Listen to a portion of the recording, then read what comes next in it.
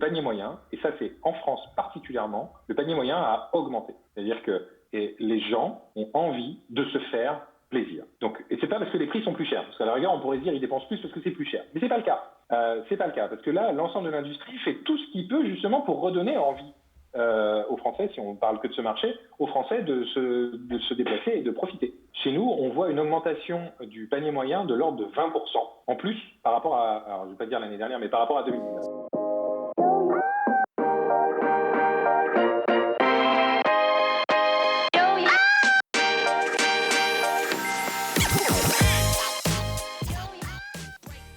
Bonjour et bienvenue parmi les Digital Doers, votre podcast source d'inspiration pour les acteurs de l'innovation.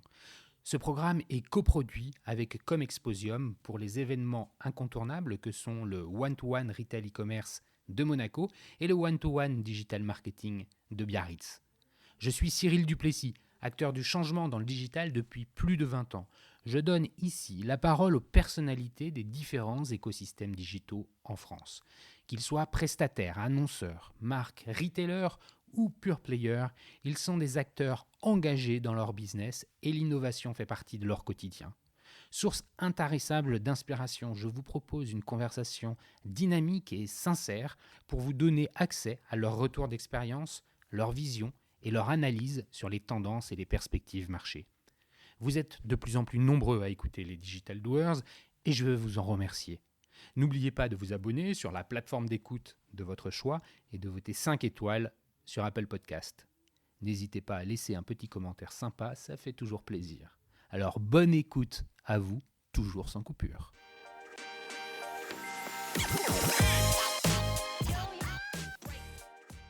Nous partons en voyage et plutôt en France qu'ailleurs. Nous sommes au printemps 2021, le déconfinement numéro 3 se termine, les terrasses des restaurants sont à nouveau remplies. Il est donc plus que temps de repenser à nos prochaines destinations, détente, plaisir et famille.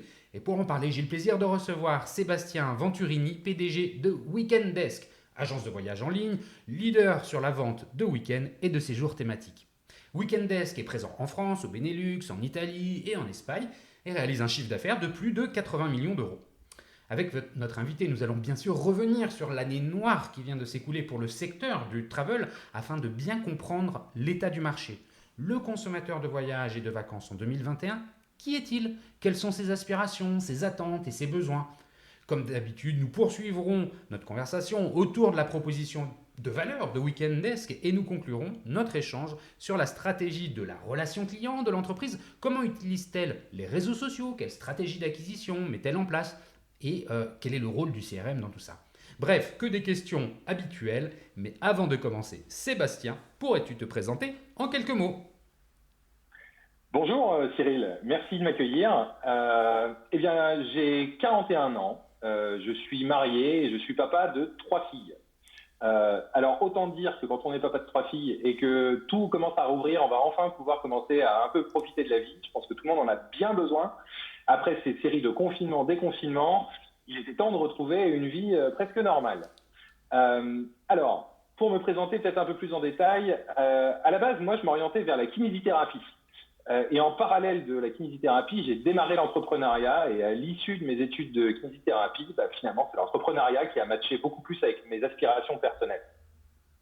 Et puis, bien évidemment, quand on commence dans l'entrepreneuriat, enfin, je dis bien évidemment, mais je pense que nombreux se retrouveront, quand on démarre dans l'entrepreneuriat, on vit un premier échec. Et du coup, d'un premier échec naît un premier learning. Le mien a été le time to market. Alors, c'est un échec en règle générale qui, quand on est jeune, il coûte cher, mais finalement, ça rapporte beaucoup parce qu'on en sort grandi. Et puis après, on apprend, on recommence. Et puis, à un moment, ça marche. L'entrepreneuriat, ça marche. Moi, j'ai toujours été dans le digital et dans l'e-commerce, que ce soit pour moi ou pour des activités de conseil. Après, sur une partie peut-être un peu plus académique, moi, j'ai eu un parcours brillant de bons, mauvais élèves en classe. Et à un moment, d'ailleurs, dans une vie, on réalise qu'il faut être réaliste sur le fait que progresser dans un monde sans diplôme, diplôme qui tend souvent à valider qui nous sommes au travers de nos études, plus qu'au travers d'ailleurs de ce qu'on a réalisé, eh bien, je me suis orienté vers l'EM de Strasbourg. Et donc, j'ai fait l'EM de Strasbourg en marketing international. Et ça a été le siège de belles rencontres. C'est d'ailleurs là qu'un des intervenants m'a alors proposé de faire ce que je faisais en tant qu'entrepreneur, à savoir conseiller les entreprises dans le marketing digital, de le faire, mais à destination de comptes plus gros. Et donc, j'ai travaillé dans le conseil, spécialisé dans le marketing digital. Puis après, je suis passé par des grands groupes comme Orange ou la Fnac, dans des rôles de conseil spécialisé, dans des directions marketing digital ou de retail, en passant par des directions générales, avant d'arriver sur la direction générale de Weekend Desk depuis près de 3 ans. Ouais, alors merci pour ce rapide passage sur ton parcours. On comprend bien qu'effectivement, il y a eu différentes, différentes initiations. Et merci d'expliquer que tu t'es trompé ou que tu as échoué. Effectivement, ça fait partie de l'apprentissage et c'est vraiment un message qui doit être retenu. Je voudrais quand même revenir un peu sur les quelques postes un peu emblématiques par lesquels tu es passé. Je pense entre autres, et peut-être que je me trompe, je les arbitre mal, mais à Orange ou alors à la Fnac, parce que ce sont des marques connues. C'était quoi tes missions et puis globalement, qu'est-ce que tu as retenu un peu plus concrètement de ces expériences? Alors, d'une part, tous les postes ont été emblématiques, quelle que soit la taille de l'entreprise dans laquelle on a pu s'exprimer. Je pense que la première chose, c'est d'abord l'activité de conseil. Donc, j'étais spécialisé dans l'activité de conseil en marketing digital et plus particulièrement en SEO. Ce qui m'a beaucoup plu dans cette expérience-là, c'est d'être comme un commando parachutiste. On t'envoie à un endroit et on te dit, débrouille-toi, quoi. Il y a tout à faire. Il y a tout à faire. Il faut aller convaincre, il faut aller expliquer, il y a de la pédagogie, il faut du résultat, accessoirement. Et c'est comme ça que j'ai démarré au sein de plusieurs sociétés, dont une particulièrement qui a été Orange. J'ai organisé le SEO très, très tôt chez Orange en vue de développer la performance du SEO. Donc, ce qu'on en retire dans cette activité de conseil, c'est le caractère que moi, je trouvais très excitant d'être largué, au sens positif du terme, à un endroit et de se dire, vas-y, il faut aller transformer, il faut aller faire quelque chose. Et que ce soit dans une petite société ou dans une grande société, alors on observe deux choses. On observe d'abord dans les petites sociétés, c'est comme conduire un petit karting, quoi. Ça va vite, ça tourne vite. Et dans d'autres sociétés qui sont plus grosses, c'est plutôt un gros paquebot. Donc ça met du temps à tourner, mais quand ça tourne, qu'est-ce que c'est puissant, quoi. Donc l'activité de conseil, c'est ça. Ensuite, chez Orange, du coup, j'ai intégré Orange après mes diverses missions. Et là, j'ai été beaucoup plus sur le marketing digital et l'ensemble des canaux.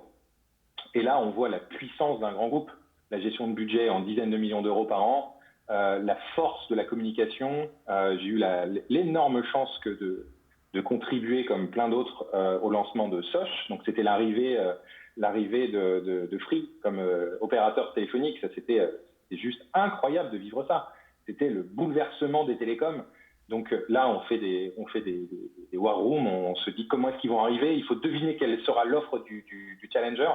Donc là, c'est absolument passionnant. C'est mettre à profit la puissance du marketing et la puissance d'une grosse marque pour se réinventer. Et ça, c'était absolument passionnant. Après, sur la Fnac, alors entre-temps, j'ai pris la direction générale d'une société qui, d'ailleurs, m'avait mis le pied à l'étrier en tant que conseil. Et donc, j'ai pris la direction générale d'une société de conseil spécialisée dans le search marketing. Et là, c'était les premiers postes de direction générale et c'était très agréable parce qu'il fallait réinventer la boîte, parce que tu gères tout le PNL, parce qu'il faut aller faire toutes les lignes de coûts, toutes les lignes de gains et apporter plein de valeur aux clients, aller recruter les bonnes personnes, aller développer une culture d'entreprise ou aller contribuer à cette culture d'entreprise. Donc ça, c'est absolument passionnant comme expérience. Parce que là, on a vraiment de l'impact, plus que de manière opérationnelle. Donc là, c'était vraiment une expérience passionnante. Et donc ensuite, tu vas à la Fnac. À la Fnac, est-ce que c'est à la Fnac, quelque part, que tu découvres par un moyen ou un autre le retail, à proprement parler? Ouais, tout à fait. Alors, à la Fnac, moi, j'étais côté de la billetterie, donc tout ce qui était partie spectacle. Et là-bas, j'avais une très belle équipe qui gérait à la fois le produit, donc c'est le web, le marketing digital, les partenariats, la régie, le retail et les partenariats, et ça j'en parlerai peut-être un peu plus. Et après, j'avais toute la partie logistique, mais au sens impression des billets et le call center. Donc, le râteau était très très large, c'était une expérience très enrichissante. Et effectivement, ça a été le premier contact avec le monde du retail. Enfin, c'est pas le monde du retail en soi, c'était justement l'ambition de la cross-canalité. Et l'ambition de la cross-canalité au sein de la Fnac, ça veut vraiment dire quelque chose. Parce que il y a une vraie considération du client, il y a une vraie considération du client et de son parcours entre le online et le offline. Et là, voir la puissance du réseau physique Fnac, et d'ailleurs, c'était pas que Fnac, parce que France Billet, donc qui est la filiale billetterie de la Fnac, c'est Carrefour, c'était Carrefour, Géant, Intermarché, c'était très gros en fait. Donc l'impact du cross-canal et du parcours cross-canal a été passionnant à étudier. Ouais. Bon, tu as fini par en partir, la preuve, t'es arrivé chez Weekend Desk. Tu retiens, c'est quoi les tips, tu repars avec quel bagage, en quelques mots, de cette expérience à la Fnac?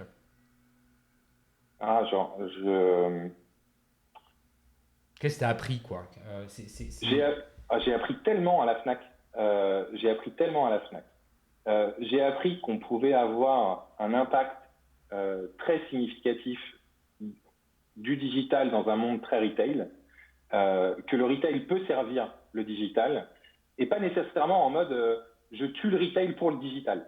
C'est une vraie synergie profitable pour les consommateurs en premier et pour l'entreprise après.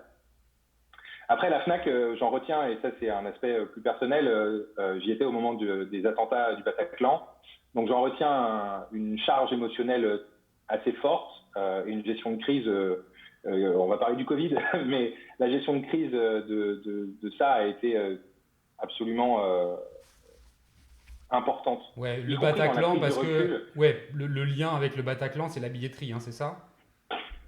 Pardon ? C'est le lien avec le Bataclan, c'est la billetterie. Exactement. C'est-à-dire que on était on était le plus gros vendeur de billets en France, et on avait vendu évidemment des billets pour le Bataclan, et du coup derrière s'est suivi une crise, une gestion de douleur difficile à gérer, mais aussi une crise dans l'univers du spectacle qui a été très compliqué à gérer parce qu'il y avait une méfiance évidente du public au sein de tous les lieux de spectacle. Donc ça apprend beaucoup de choses. Ça apprend l'humilité, ça apprend la fragilité, ça apprend le fait que gérer une crise, ça apprend à gérer une crise. Et ça, peut-être que tu t'en seras servi un peu plus tard chez Weekend Desk. Enfin, peut-être qu'il y avait des réminiscences de ce que tu as pu apprendre. Justement, tu arrives chez Weekend Desk en 2017. Très vite, tu en prends la direction générale, qui est d'ailleurs basée à Barcelone. On se parle à distance parce que tu es à Barcelone. Qu'est-ce qui te motive là pour le coup à arriver chez Weekend Desk? Pourquoi tu choisis ce nouveau challenge? Tu arrives en tant que CMO avant de prendre la direction. C'est quoi l'histoire? L'histoire de Weekend Desk, c'est d'abord l'histoire d'une rencontre. Et c'est assez souvent le cas d'ailleurs, en tout cas pour ma part, dans mon parcours. C'est une affaire de rencontre. À l'époque, je connaissais le précédent CEO de Weekend Desk de quelques années plus tôt, et on avait tout de suite bien fité ensemble, et on s'était dit qu'un jour on travaillerait ensemble. Et ce jour est arrivé à l'issue de la Fnac, où moi j'avais fait ce que j'avais à faire. Je pense que j'étais arrivé à la fin de ce cycle, et du coup ce chapitre s'est ouvert, et c'est la raison première de pourquoi est-ce que j'ai rejoint Weekend Desk, c'est d'abord l'équipe. Donc là, je parle essentiellement de l'actionnariat et du précédent CEO.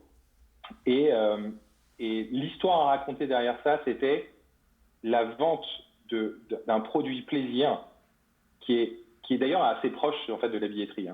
Il y a tellement d'offres, il y a tellement de choses à découvrir, mais le premier point qui est très difficile à saisir, c'est justement, mais pourquoi rester dans son canapé, quoi. Il y a tellement de choses, de belles... Le défi numéro 1, que ce soit dans la billetterie, c'est de se dire, éveiller les gens au bonheur qui sont très proches. Il y en a. Et ça, c'est une expérience dans le B2C qui est hyper motivante. C'est vendre du bonheur et vendre des opportunités de bien vivre et de se faire plaisir. Ok, donc tu rentres, ta lettre de mission, c'est laquelle? Alors, ma lettre de mission, c'était en tant que CMO. Donc, ma lettre de mission, c'était l'optimisation de la chaîne de valeur entre le marketing et les ventes, qui est un boulot classique, un meilleur market fit, une meilleure gestion et apporter le savoir-faire qu'on peut avoir sur différents canaux. Donc, il y avait à la fois une partie branding, ensuite une partie plus marketing digital. Donc, quand je dis marketing digital, c'est au sens payant et organique du terme. Donc, c'est tout ce qui est paid search, etc. Et ce qui est organique, c'est développement de la notoriété et développement du SEO. Ça, c'était ma lettre de mission. Première. Ensuite, quand j'ai pris la direction générale, là-dessus, le constat s'est fait de manière assez simple. J'ai pris contact avec mon actionnaire principal, qui est Pierre-Édouard Sterrin, et on s'est vu quelque temps et on a discuté sur où est-ce qu'on veut, où est-ce qu'on ambitionne d'emmener Weekend Desk. Donc Pierre-Édouard Sterrin, pour ceux qui ne connaissent pas, c'est aussi le patron donc, qui a monté Smartbox. Exactement. Et donc, en fait, on a discuté ensemble pour se dire où est-ce qu'on peut emmener Weekend Desk. Et donc, le potentiel sur l'univers du court séjour, et on pourra en parler peut-être tout à l'heure sur la partie marché. C'est quoi le marché, en fait? C'est pas juste du tourisme, c'est quelque chose de encore plus précis. Mais où est-ce qu'on peut emmener Weekend Desk? Et on a tiré le chemin. En se disant, ouais, c'est très motivant d'aller travailler ensemble sur avoir un impact sur l'univers de l'inspiration, du court séjour et de l'expérience dans un marché local. C'était ça qui était très, très intéressant. Bon, on va revenir effectivement en détail sur tout ça. Merci beaucoup Sébastien pour cette présentation assez exhaustive et puis sur le partage de tes expériences. C'est toujours inspirant de comprendre un peu comment les invités ont finalement se retrouvent aujourd'hui derrière le micro. C'est parce que derrière, il y a quand même un parcours, il y a une cohérence et merci de nous l'avoir partagé. Je le disais en introduction, on vient de vivre une année, même peut-être un peu plus qu'une année noire dans ce qu'on appelle communément le secteur du travel. Alors on peut le redéfinir, mais enfin je crois que tout le monde va pouvoir se retrouver autour de cette terminologie, le travel. Ça a été horrible dans le sens où vous n'avez pas pu exister, ou peu. J'ai interrogé d'autres acteurs de ce secteur, et je pense entre autres à Travelski, qui n'a pas pu véritablement vendre ses séjours au ski. Et quand c'est ton business model, ça fait un peu mal.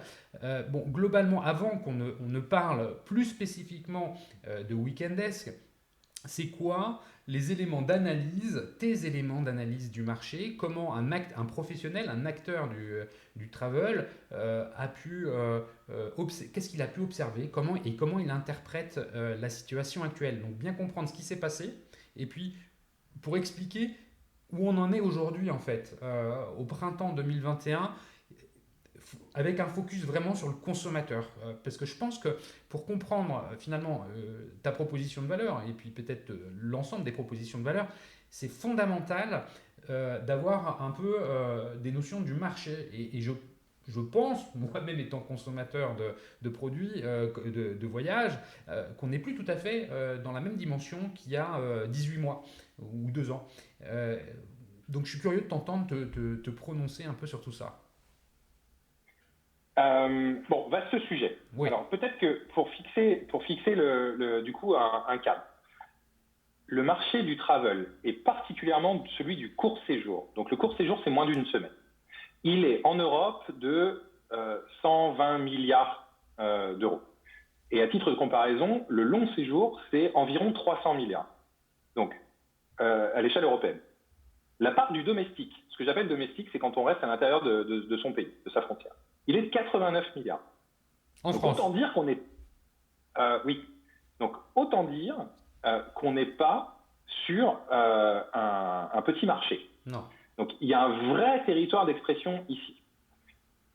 Maintenant, pour répondre à ta question sur ça fait quoi le passage d'un Covid, si j'ai bien compris ta question, le passage d'un Covid sur tout cet écosystème.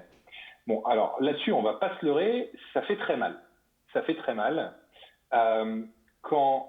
Donc c'était en mars l'annonce des confinements et avril c'était le crack.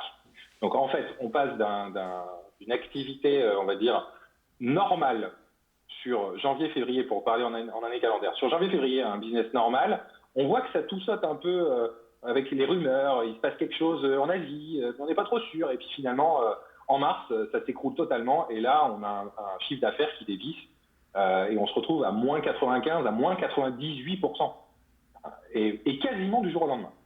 C'est un cut qui est juste immédiat et d'une violence absolument inouïe.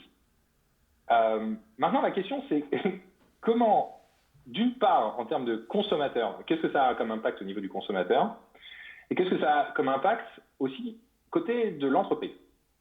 Donc, d'abord, côté consommateur, il y a cette crispation en se disant, il y a une incertitude, il y a un degré d'incertitude qui est tellement fort que tout s'arrête. En plus, on était dans un confinement très dur, donc la consommation elle-même, au-delà du travel, c'était quasiment arrêté, sauf pour certains produits de survie, évidemment. Donc, tout s'arrête.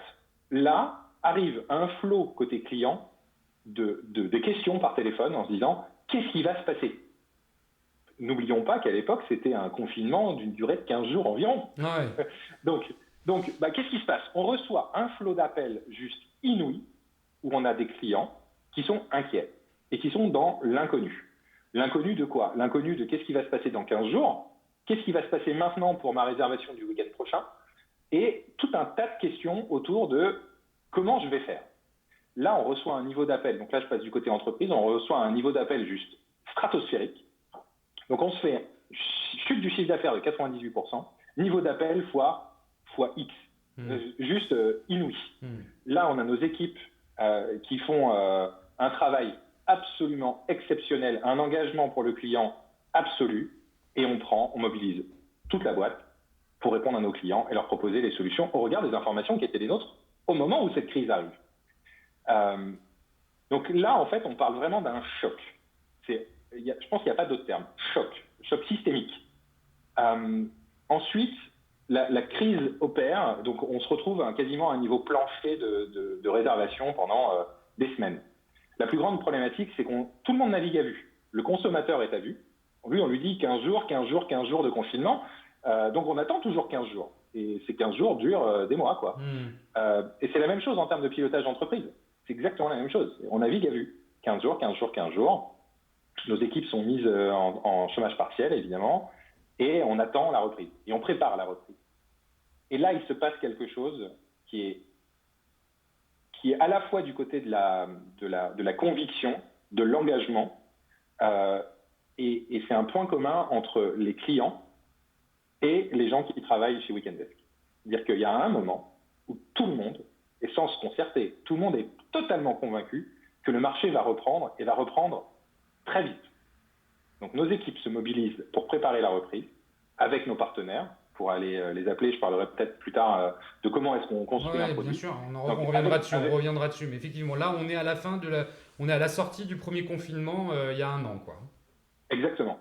Et là, on a une conviction partagée entre les clients et nous en se disant, c'est à ce moment-là que ça va repartir. Donc on prépare les produits, on prépare la reprise, et là, ça repart. Et ça repart à une vitesse qui nous a juste totalement scotché. On est parti très, très, très vite. Un nombre de réservations donc qui s'était opéré sur juin-juillet essentiellement. Juin-juillet, un boom de réservations et qui a bien montré que les gens étaient juste, le confinement était tellement dur que les gens n'avaient qu'une envie, c'était justement de reconsommer à nouveau. Donc reconsommer chez nous, ça veut dire quoi? Ça veut dire des courtes expériences, pas très loin de chez soi. N'oublions pas que pendant le confinement, on a eu cette fameuse limitation kilométrique. Qui quelque part nourrissait totalement notre force de valeur. Ça c'est arrivé de mémoire, c'est arrivé dans un second temps. Après le premier confinement, il y a eu une forme de libération. On pouvait bouger à peu près comme on voulait jusqu'à la fin de l'été. Alors il y a eu le 100 km, il y a eu cette limitation aux 100 km. Ah oui. Et ça a totalement percuté avec notre proposition de valeur en disant vous pouvez partir pas loin et avoir une expérience de voyage hyper gratifiante dans son expérience et dans sa qualité, que ce soit sur l'offre de logement, l'offre de restauration, de bien-être, ou même la découverte de territoires qui sont finalement pas très loin et qui sont absolument géniaux. Donc ce que je comprends, c'est que les consommateurs, en fait, les consommateurs étaient de toute façon contraints à devoir consommer local. Et je trouve que ça fit parfaitement avec la proposition de valeur de Weekendex, sur laquelle on va revenir. Mais donc, vous avez en fait un marché qui est contraint à organiser sa demande sur du local. Ça, c'est une réalité avec laquelle il faut opérer. Vous, ça fit parfaitement. Pour d'autres, ça fit peut-être un peu moins bien. Mais c'est une condition de marché qui est commune à tous les acteurs. Hein, on est d'accord. Oui, tout à fait. Il y a, Tout à fait. il y a, il y a, le- il y a un temps, il y a un second temps qui arrive en octobre de mémoire où on commence à parler de deuxième confinement. Ouais. C'est quoi l'impact là pour vous? Alors, c'est là que c'est absolument, je trouve fabuleux. On en parlait tout à l'heure sur la gestion de crise. Comment est-ce qu'on se prépare à une crise? À l'issue de la première crise, on avait fait le tour de nos équipes en disant quels ont été les learnings, quels ont été les apprentissages de cette première crise. Qu'est-ce qu'on a bien fait, qu'est-ce qu'on n'a pas bien fait, qu'est-ce qu'on ne fera plus jamais, qu'est-ce qu'on devra faire. Et on s'est fait juste un document, une page par direction, pour se dire, si jamais ça doit revenir, parce qu'on l'ignorait à l'époque, si jamais ça doit revenir, qu'est-ce qui va se passer? Et bien, bim, qu'est-ce qui se passe en septembre? On rouvre le capot et on se dit, OK, qu'est-ce qu'on va faire? Et là, en fait, force de l'expérience, on a pris notre expérience quelques mois auparavant, donc on agit très vite. Et alors attends, avant que tu nous dises comment tu agis, parce que tu me dis il y a eu des learnings, t'as en tête c'est quoi ce que vous avez bien fait, ce que vous avez mal fait en 2 ou 3 mots, juste sans dévoiler des secrets de fabrique. Globalement, c'est quoi ces learnings? Alors, côté client, c'était un meilleur affichage de toutes les conditions sanitaires des lieux de séjour, qui est d'une complexité sans nom, parce que d'une part, les informations arrivent très tardivement, elles sont communiquées tardivement, mais elles sont quasiment mises en application immédiatement. Et le client a absolument besoin de savoir quelles sont les restrictions, quelles sont les choses qui sont possibles et pas possibles de faire. Et ça a été un des premiers learnings.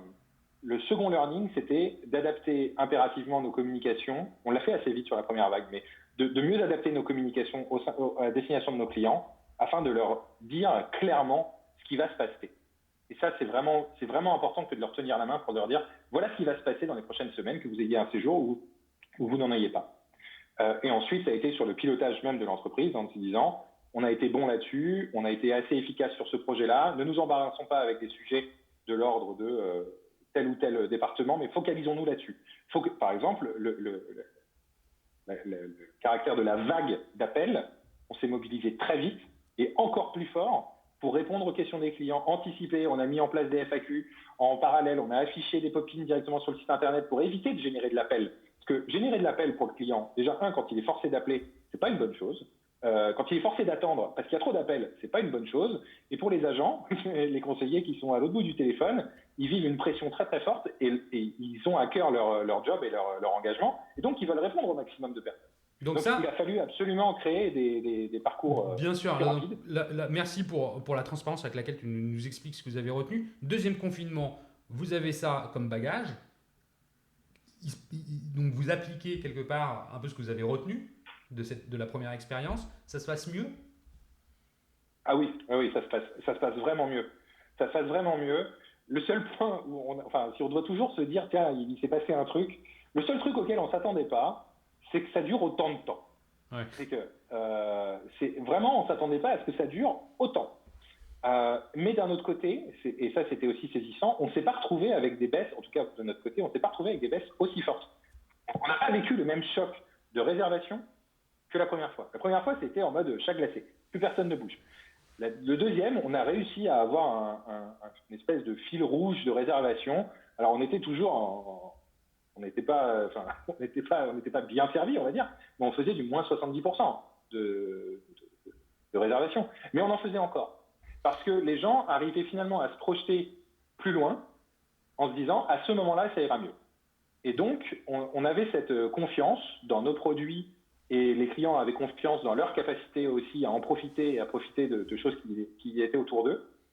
Et donc ça s'est vraiment mieux passé. Après, ça a été très long.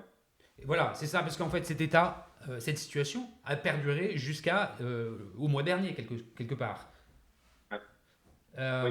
Alors, par contre, tu vois, jusqu'au mois dernier, ça a été absolument saisissant de voir à quelle vitesse, à nouveau, c'est reparti. Mais c'est reparti Une semaine avant, je crois que le calendrier la communication sur le calendrier de levée de restrictions a été fait, je pense, le 29 avril. Une semaine avant, on avait fait fois 2 en réservation, une semaine avant, par rapport à la semaine précédente. Et après, on a fait au total fois 4 après le calendrier. Et là, aujourd'hui, on est quasiment à quelques pourcentages près au niveau de 2019 en termes de réservation. Je précise pour les auditeurs qui écouteront dans le futur que nous sommes en train d'enregistrer l'interview le 21 mai 2021. Voilà, c'est juste parce que le contenu peut être écouté dans plusieurs mois. Donc là, aujourd'hui, on a un boom qui est en fait comparable à ce que vous avez pu vivre il y a un an, et vous êtes mieux préparé, mieux armé pour pouvoir y répondre. On comprend bien ce que ça a été pour un acteur comme Weekendesk de vivre de cette traversée du Covid, de ce cataclysme en termes de business, à la fois pour le marché mais aussi pour l'entreprise. Avant qu'on ne reparle de Weekendesk et comment vous servez vos clients et la singularité de votre proposition de valeur, arrêtons-nous 2 secondes sur les consommateurs aujourd'hui. En quoi ils ont changé ? Est-ce que vous observez finalement des changements dans les produits qui sont réservés, dans les attentes, dans les questionnements des consommateurs ? Alors oui, peut-être pour rebondir sur une de tes remarques tout à l'heure, qui était de dire le marché a été contraint. D'une part, c'est-à-dire qu'effectivement, le court séjour et local est contraint aujourd'hui pour des raisons sanitaires. Donc forcément, aujourd'hui, je pourrais dire oui, le marché du local explose, mais il est contraint. Mais qu'est-ce qu'on observe ? D'une part, le marché local et du court séjour, il est pas neuf. Il existe depuis très longtemps. En tout cas, nous, ça fait plus de 15 ans qu'on est dessus. Donc, il existe depuis un moment. Quel comportement est-ce qu'on a vu entre les différentes vagues, on va dire, jusqu'à aujourd'hui ? D'une part, on est passé sur un mode de consommation qui, avant, on appelle ça l'advance booking, la réservation anticipée, entre le moment où je réserve et le moment où je consomme mon séjour. Avant le Covid, on était à peu près à 30 jours. Donc, je réservais mon court séjour un mois avant. Alors, je vais passer les périodes de confinement parce que du coup, ça ressemble plus à rien. Ça ressemble plus à rien. Là, on est, en tout cas sur le mois de mai, accéléré par les calendriers, etc., on était sur une réservation pour le mois, mais sous-entendu à 15 jours. Donc, crac, le truc s'est réduit énormément.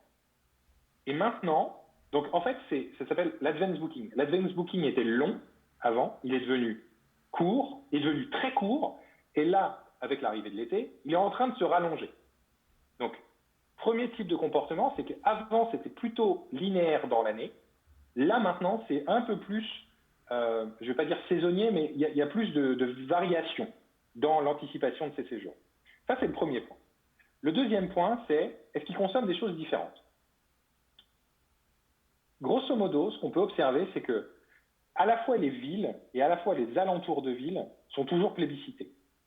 À cause des confinements, parce que les gens ont été confinés et surtout en ont souffert dans les villes, forcément, les abords de villes connaissent un succès plus important parce que les gens ont besoin d'air. Ils ont besoin de verdure, ils ont besoin de montagne. L'été dernier, ça avait été juste incroyable. La montagne avait été ultra plébiscitée. C'était juste incroyable. Tous les massifs, tous. Donc oui, il y a une recherche de nature. Tu posais la question de est-ce qu'il y a des changements de comportement. La recherche du grand air, de la nature, des bords de mer est plus marquée. Je ne dis pas que c'est nouveau, parce que ça a toujours existé, mais en tout cas, c'est plus marqué. Le troisième point, c'est le panier moyen. Le panier moyen, et ça c'est en France particulièrement, le panier moyen a augmenté. C'est-à-dire que les gens ont envie de se faire plaisir. Donc, et c'est pas parce que les prix sont plus chers, parce qu'à la rigueur, on pourrait se dire ils dépensent plus parce que c'est plus cher. Mais c'est pas le cas. C'est pas le cas, parce que là, l'ensemble de l'industrie fait tout ce qu'il peut justement pour redonner envie aux Français, si on parle que de ce marché, aux Français de se déplacer et de profiter. Chez nous, on voit une augmentation du panier moyen de l'ordre de 20%. En plus, par rapport à, alors je ne vais pas dire l'année dernière, mais par rapport à 2019. Ça veut dire qu'ils consomment, par exemple, des logements de meilleure qualité ou alors et où qu'ils rajoutent des services, des expériences supplémentaires pendant leur séjour. Comment comment elle s'explique cette hausse du panier? Alors, on voit deux choses. On voit exactement les deux phénomènes. On voit je vais dire, une recherche comment dire, d'offres plus riches, plus qualitatives, encore plus qualitatives. Donc, par exemple, des personnes qui avaient l'habitude de partir en 4 étoiles vont cette fois-ci partir en 5 étoiles. Euh, Ça, c'est un premier cas. Donc, c'est la premiumisation des offres qu'ils peuvent retrouver chez nous. Ça, c'est le premier point. Et le deuxième point, c'est un couple qui, par exemple, partait avec un séjour contenant un logement et une offre de restauration gastronomique, va rajouter du bien-être. En se disant, je veux un spa, je veux un soin, je veux un massage. D'autres vont rajouter autre chose, une sortie culturelle. Et donc, c'est ça qu'on voit s'opérer. Ok. Donc on a en fait aujourd'hui, et ce que tu dis hein, quelque part vient confirmer, je pense que beaucoup d'auditeurs partagent ce sentiment de la France retrouvée dans les médias. Beaucoup d'articles de journalistes nous racontent qu'effectivement les Français euh, ont tendance à redécouvrir leur pays ou pas, de le découvrir autrement, mais il y a un focus là-dessus et ça va dans ce sens. Peut-être qu'aussi la consommation ayant été freinée pendant les confinements, il y a une épargne qui est plus forte et donc cette volonté de rattrapage en quelque sorte qui peut expliquer peut-être pourquoi le panier moyen en France augmente. Avant qu'on parle justement de Weekendesk, tu as bien fait attention de mentionner la France.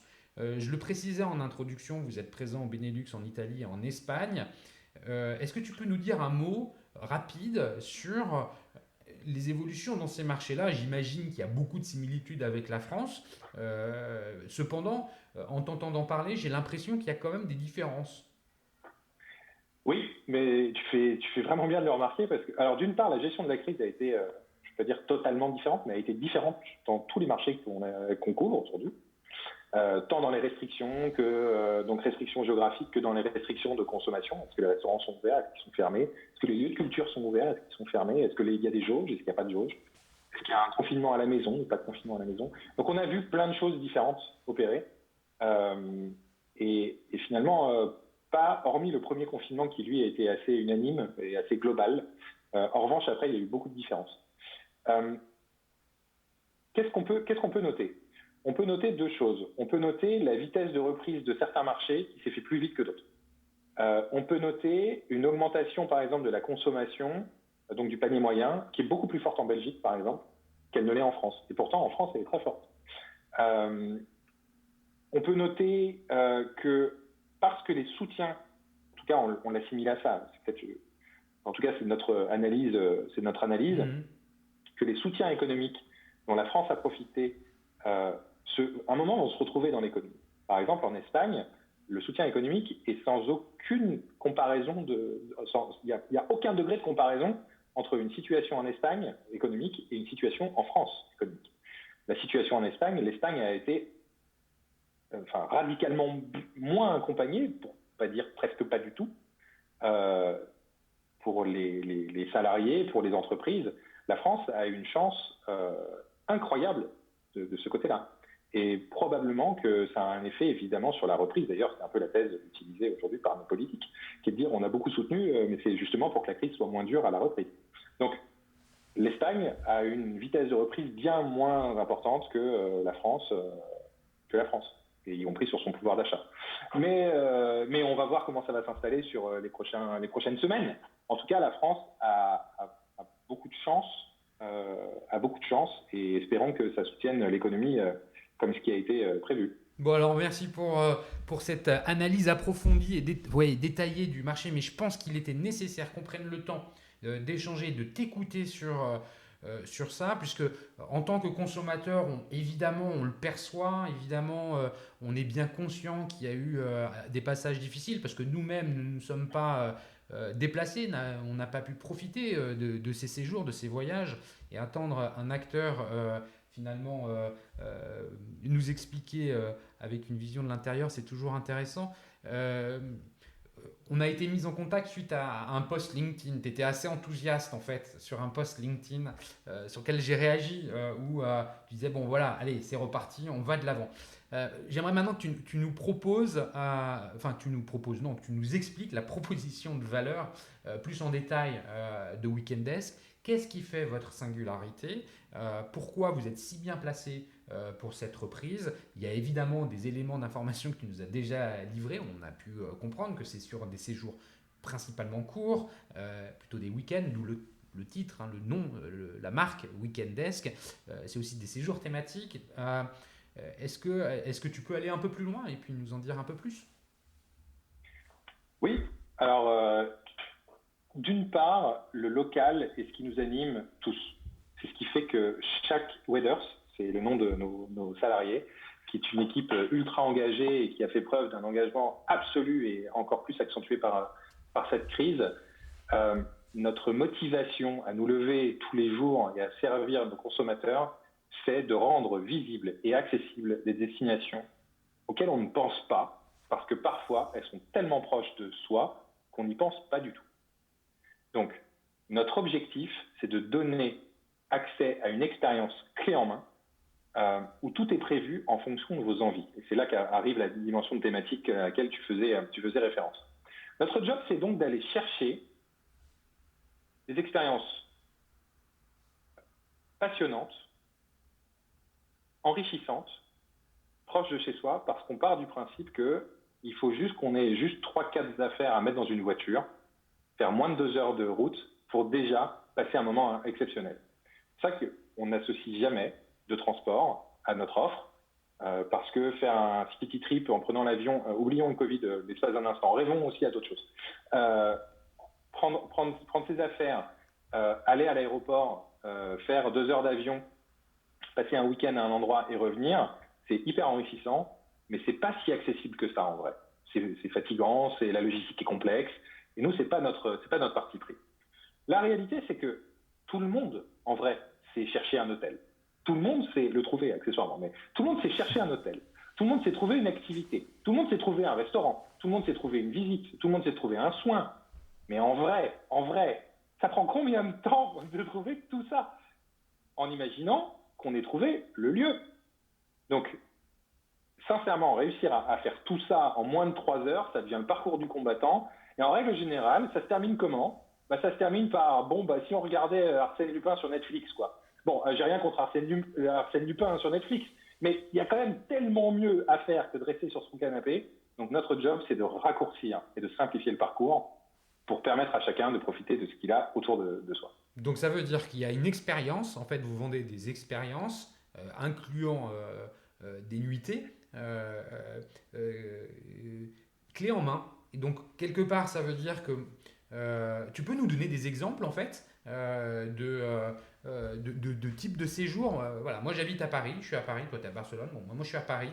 Il y a l'Île-de-France autour de moi, ça veut dire que tu vas pouvoir me proposer quelque chose en Île-de-France qui serait pas aller visiter ce que j'ai déjà visité, qui serait quelque chose d'autre. Ça serait quoi par exemple? Eh bien par exemple, pour parler de l'Île-de-France, tu vas sur le site weekenddesk.fr. Tu as un moteur de recherche qui te dit trouve-moi quelque chose à telle date, donc le week-end prochain par exemple, à moins de 2 heures. Et on est 2. T'appuies et là tu as ta liste de réponses. Ce qu'on va te proposer, après tu pourras filtrer, etc., mais on va te proposer plusieurs choses. On va te proposer des séjours incluant un logement et une activité. Quel que soit le type d'activité, après tu pourras sélectionner. En règle générale, ce qu'on propose nous à nos clients, c'est un logement, une offre de restauration et ou de bien-être. Par exemple, pour quelqu'un qui est à Paris, on pourrait tout à fait lui proposer d'aller à Chantilly, qui n'est pas très loin. Hein, non, vraiment pas. Mais c'est vraiment pas loin. Pour ceux qui ne connaissent pas Chantilly, allez faire un séjour à Chantilly. Il y a des choses exceptionnelles. On est au vert, la ville est superbe, il y a une offre d'hôtellerie qui est magnifique, et là, on pourra tout à fait arriver en mode, j'ai juste un petit sac dans ma voiture, j'arrive dans un très bel hôtel, j'ai mon restaurant qui est prêt, qui est réservé pour 2, j'ai mon soin au spa qui est réservé pour 2, j'ai ma petite visite qui va bien juste après. Et là, je peux vous assurer que le week-end, qui va être hyper rafraîchissant.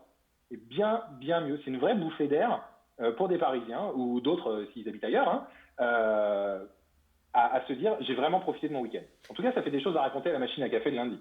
Est-ce qu'il y a, tu parlais des filtres, et alors là je reviens sur vraiment des aspects très concrets, puisque finalement j'aime bien les choses très concrètes. Euh, Est-ce que je peux filtrer par exemple, je sais pas, moi je vais faire du sport. Tu vois, il y a détente, il y a sport, il y a culture, c'est des mots hein, clés qui sont sortis quand on t'entend parler. Tu fais un peu cette recherche, par exemple, je voudrais faire du sport à moins de 2 heures de Paris sur un week-end, c'est comme ça que ça fonctionne? Alors, oui, c'est comme ça que ça fonctionne. Si je reprends l'exemple de Chantilly, en l'occurrence, il y a un parcours de golf, parce que je pense à ça, il y a un parcours de golf à Chantilly, où tu peux te dire, j'ai envie d'un week-end thématique avec restauration, spa et l'accès à un parcours de golf, et bah, allons-y. C'est complètement possible. Après, les catégories sur lesquelles on est les plus forts sont pas nécessairement le sport, je préfère le dire directement, c'est essentiellement autour de la gastronomie et du bien-être. Et des visites, là, je suis un peu déformé par le contexte, puisque les visites ont été un peu à l'arrêt complet pendant quelques temps, mais elles reprennent, donc il y a plein de visites culturelles à faire un peu partout sur le territoire et qui sont absolument magiques. Et bien évidemment, les grands zoos, les grands parcs, etc. Mais il y a aussi des belles visites à faire qui sont vraiment intéressantes. Ça veut dire qu'il y a quand même en fait un package que tu vas pouvoir optionner, c'est-à-dire j'ai ce package hôtellerie, enfin voilà, nuitée et restauration. Tu le disais tout à l'heure, je veux rajouter une option spa, paf, je la rajoute. Je veux rajouter une option parcours de golf, je la rajoute. C'est comme ça qu'il faut le comprendre? Alors, non, c'est que nous, on pré-package. D'accord, On pré-package. Ce qu'on veut, c'est simplifier au maximum. d'accord. Si je te prends un parallèle, c'est alors, je sais pas s'il est très adroit ce parallèle, mais j'y vais quand même. Vas-y. Euh, Tu vois, quasiment dans toutes les pizzerias, tu as la possibilité de faire ta propre pizza. Tu peux choisir de mettre ta pâte, ton jambon, etc. Combien de personnes vont finalement utiliser leur pizza customisée et pas retomber sur une calzone ou sur autre chose? On se rend compte que finalement, quand on pré-package, on simplifie énormément la Oui, ça proposition de répond, valeur et ça on répond, simplifie. ouais, ça répond aux besoins le plus important. Euh, Ouais, et notre proposition de valeur, c'est de simplifier et de rendre accessible. Si on rajoute plein d'options, ça devient à nouveau un parcours du combattant. Et on veut que ce soit simple. On va rester sur Weekend Desk 2 secondes. Je voudrais savoir comment vous faites pour sourcer. En fait, comment vous êtes organisé? Parce que packager l'offre, c'est bien. En fait, vous êtes entre l'offre et la demande quelque part. L'offre, c'est l'hôtel, c'est le spa, c'est le restaurant. Et puis la demande, ce sont les consommateurs. Et vous packagez en fait cette offre pour le consommateur. Et je crois que la proposition de valeur, elle est très claire. Et il y a l'autre côté en fait, le sourcing des offres. On ne peut pas l'ignorer. J'imagine que de votre côté, c'est quand même un engagement. Enfin, je vois, c'est fort. Enfin, je veux dire, la proposition de valeur, elle repose aussi là-dessus. Comment vous vous y prenez? Alors, on s'y prend de deux manières. La première, elle est d'abord technologique et la seconde, elle est humaine. Technologique, c'est que on est aujourd'hui interfacé directement avec les stocks de nos partenaires. Et ça, c'est très important. C'est-à-dire qu'on travaille en contrat direct avec plus de 6000 partenaires. Et c'est très important de dire qu'on travaille en contrat direct. C'est-à-dire qu'on ne vend pas des invendus, on ne vend pas quand il y a personne dans les logements. À la Saint-Valentin, qui est un grand moment de vente, on a de la disponibilité. On n'est pas en train de vendre des invendus. Donc, d'abord technologique. Donc, ça s'appelle être branché à plein de channel managers. Les channel managers, c'est ce qui permet aux hôteliers de distribuer leur offre. Donc, on est directement dans leur disponibilité. Ça, c'est l'aspect technologique. Ensuite, il y a l'aspect savoir-faire des équipes. Nos équipes commerciales, chez nous, entretiennent les relations avec tous les partenaires. Tous. Des relations humaines, réelles. Pas, T'as une équipe de combien de pas PI. personnes? Alors, on est sur une équipe de environ 40 personnes. Ah oui. 40 personnes et qui sont organisées par territoire, donc d'abord par pays, ensuite par territoire, par région et ensuite par sous-région. Et donc, ce sont ces équipes-là qui sont en contact direct avec tous ces partenaires qui négocient la tarification, qui packagent, qui identifient les activités à faire aux alentours et qui package. Et c'est comme ça qu'on construit l'offre. Ok, c'est très clair. Alors justement, moi je voudrais reboucler on a parlé du consommateur, on a parlé de votre proposition de valeur, de l'offre, du sourcing. Comment vous entretenez finalement la relation client?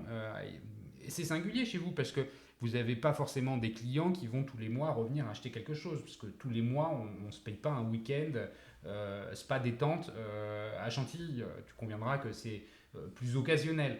Comment vous gérez cette singularité de votre relation client? Est-ce que les réseaux sociaux font partie de la stratégie? Quel est le rôle du CRM?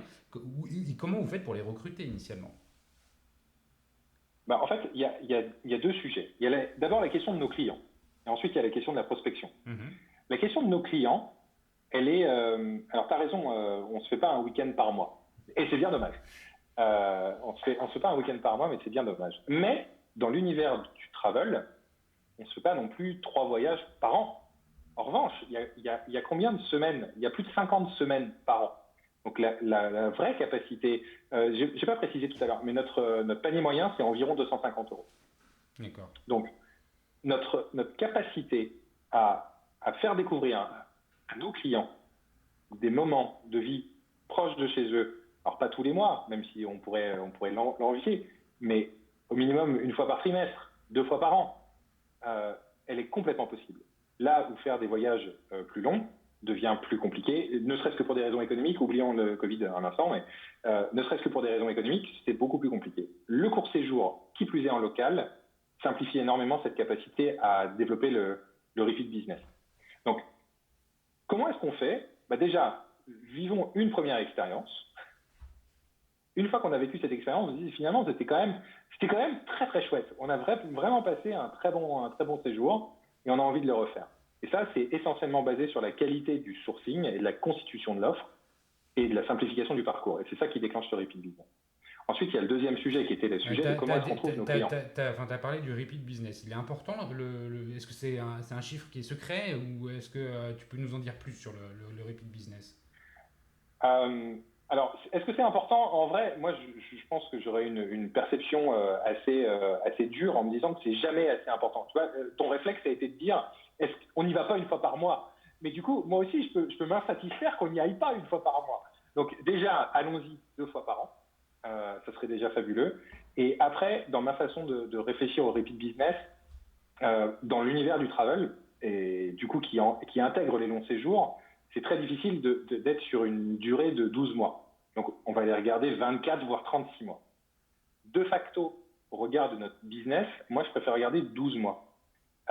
Et aujourd'hui, si j'ai plus d'un utilisateur sur 5 qui revient dans l'année, c'est plutôt très satisfaisant. Mais j'ai très envie que ça passe à 1 sur 4. On n'est pas loin d'1 sur 4 d'ailleurs. Mais voilà, mon ambition, c'est ça. Donc, d'une part, le délai et la période de repeat, je la réduis par rapport à l'industrie, de par la nature du produit. Et après, l'objectif, c'est d'aller déclencher cette première réservation parce que les autres vont arriver finalement assez naturellement. Et justement, ce repeat business, vous le travaillez comment? En fait, la relation avec les clients déjà en base, il y a une stratégie CRM, il y a de l'emailing. Comment vous faites concrètement pour réactiver le client qui est déjà venu une fois et que tu voudrais voir revenir au bout de 6 mois? Alors, d'une part, je pense qu'un peu comme partout, on a des parcours utilisateurs, alors CRM ou pas CRM d'ailleurs, qui sont différenciés entre quelqu'un qui ne nous connaît pas, qui n'a jamais consommé, et quelqu'un qui a consommé. Quelqu'un qui a consommé, notre objectif n'étant pas de faire en sorte que, à peine sa réservation faite, on lui envoie déjà d'autres offres pour qu'il rebook. Donc déjà, il réserve, il passe sa réservation, et ensuite on lui laisse un peu de temps pour revenir. On lui pose des questions aussi sur sa satisfaction, parce que c'est d'une part, c'est la satisfaction qu'il a eue à utiliser nos services, mais également à juger de la qualité de l'offre qu'on lui a proposée. Ce qui nous permet d'ailleurs d'avoir une relation saine avec nos partenaires. Et seulement après, on intègre cette dimension de... on comprend ce qu'il a consommé la première fois, et du coup, on extrapole sur la consommation de la prochaine, sans essayer évidemment de tomber dans le cliché Si tu es allé une fois à Marne-la-Vallée à Disney, on va pas te pousser Disney 100 fois parce que quand tu l'as fait une fois, tu l'as fait une fois, quoi. Ouais, je suis d'accord. Donc, par contre, ce qui va nous intéresser, c'est de dire, tiens, il habite ici, il est allé à tel endroit, il nous a mis telle notation sur la gastronomie, etc., le sport, pas le sport, et on va essayer de lui pousser une offre plus pertinente. Donc ça passe par la data, évidemment, et la relation client par le CRM. C'est essentiellement d'ailleurs sur le repeat business, c'est essentiellement le CRM, et après ce sont des actions de branding qui se font en se disant, je vais adresser un client, par exemple en retargeting, de manière différente, un client qu'un prospect. Okay. Quelqu'un qui ne nous connaît pas, qui ne connaît pas la marque, d'abord il va falloir lui dire que l'offre existe, que la marque existe et quel est le bénéfice pour lui, alors que pour quelqu'un qui a déjà consommé, on lui raconte une autre histoire. Bien, oui, justement, alors celui qui t'a parlé du client, donc celui que tu connais, qui a déjà consommé, il faut le recruter celui-là. Comment donc, avant de vous connaître, vous ne vous connaissez pas par définition.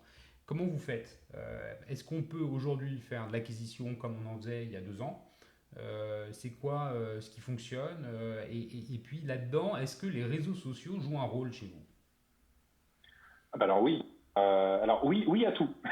Oui à toutes les questions. Est-ce qu'on peut faire encore de l'acquisition comme on en faisait avant? La réponse est oui. Alors du coup, c'est comment on en faisait avant?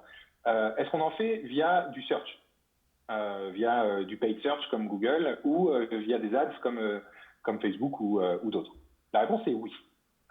Maintenant, quelle est la teneur du message qu'on donne à l'intérieur? Alors sur du search, c'est plus facile parce qu'on est en réponse à une question. Sur du social media, c'est l'inverse. C'est-à-dire que c'est à nous d'aller lui dire pourquoi il est légitime de regarder notre pub et pourquoi il est légitime d'y penser. Alors que dans le search, c'est finalement, je cherche un week-end en Bretagne, avec un resto. C'est à nous d'être les meilleurs pour lui dire c'est chez nous qu'il faut aller. Et là, notre proposition de valeur de tout inclus, local, à moins de 2 heures de la maison, pour peu qu'on ait bien targeté, c'est comme ça qu'on va le convaincre. Ça, c'est sur le search.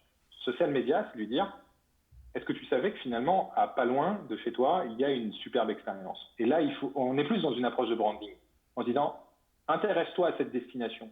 Et tu sais quoi? En plus, elle n'est pas loin. Une fois que la destination, elle est intégrée, on peut arriver sur l'offre. Et bien souvent, et là, je ne sais pas si c'était ta question, c'est quel est le type de contenu? Ouais, c'est ça.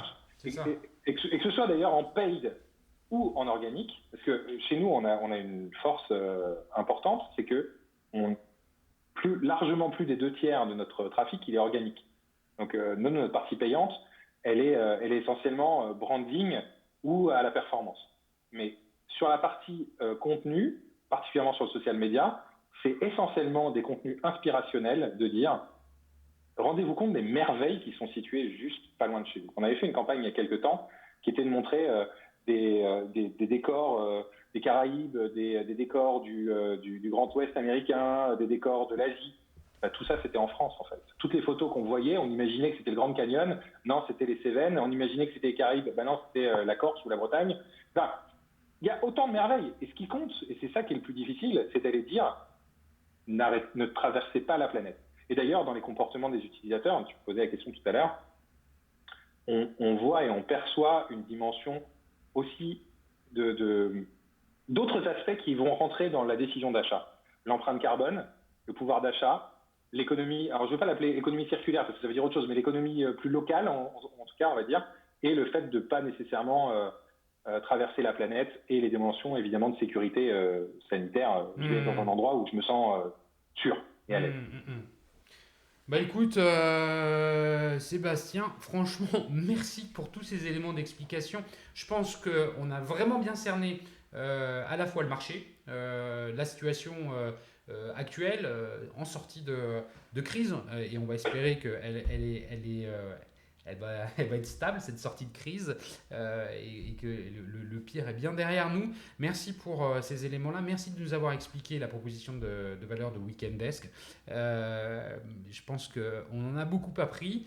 Je voudrais remercier également Comme Explosium et Edith qui coproduit avec le One-to-One Retail e-commerce de Monaco ce podcast, cet épisode. Merci à vous tous, les auditeurs, toujours plus nombreux, à m'encourager à continuer et à féliciter les invités qui passent pour pour la sincérité et la qualité de la conversation que je rappelle, qui est toujours sans montage, c'est les conditions du direct. Je vous invite à suivre l'actualité Retail e-commerce sur la revue de presse hebdo, mais qui est mise à jour tous les jours sur le site lesdigitaldoers.com. Sébastien, merci encore. Et puis je te dis à très bientôt. Merci à toi et à très bientôt. Bye bye.